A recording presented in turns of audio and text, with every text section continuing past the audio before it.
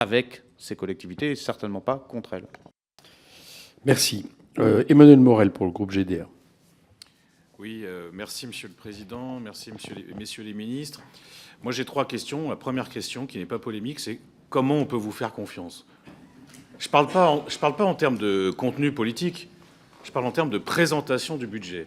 Parce qu'au fur et à mesure que se succèdent les révélations fracassantes sur l'épisode navrant du dérapage des finances publiques depuis 2023, à grands coups d'erreurs de prévision, d'informations tronquées, dissimulées, c'est impossible de vous faire confiance.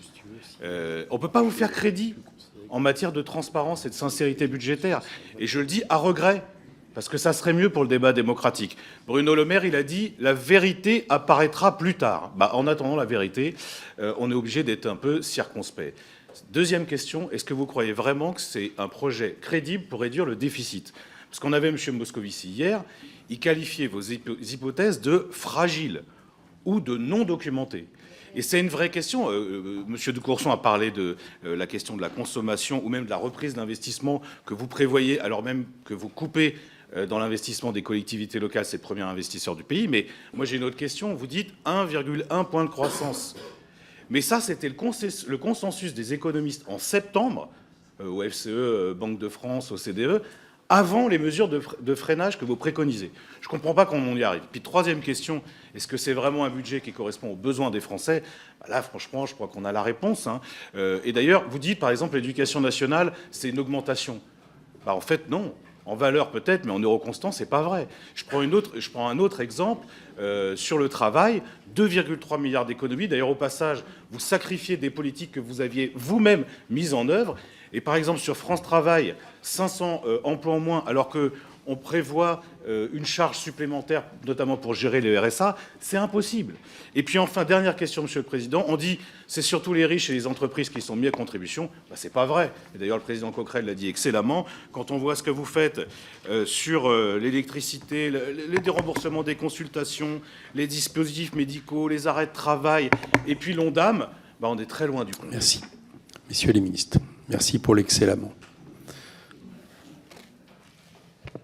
Merci Monsieur le Président. Monsieur le député Morel, sur la deuxième question, je ne m'étends pas énormément sur la croissance parce que je vous ai indiqué quelles étaient selon nous nos différences d'appréciation par rapport notamment au Conseil des finances publiques sur les moteurs qui nous permettent de penser que nous aurons une croissance de 1,1% en 2025 en considérant les effets potentiellement récessifs qui, je le rappelle, nous paraissent limités précisément puisque les contributions exceptionnelles pèsent sur les contribuables ou les entreprises qui le peuvent et que donc cela nous paraît avoir un effet récessif limité.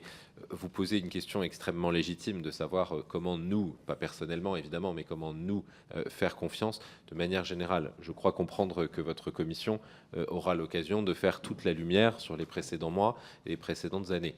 Et nous aurons l'occasion de voir si les allégations que vous portez, puisque je comprends que vous prétendez que des choses ont été dissimulées par les précédents gouvernements, non seulement ce n'est pas ma conviction, mais j'ai presque l'impression que ça se rapproche de la diffamation. Eh bien, je pense que votre commission et la représentation nationale pourra faire le travail bien mieux que quiconque.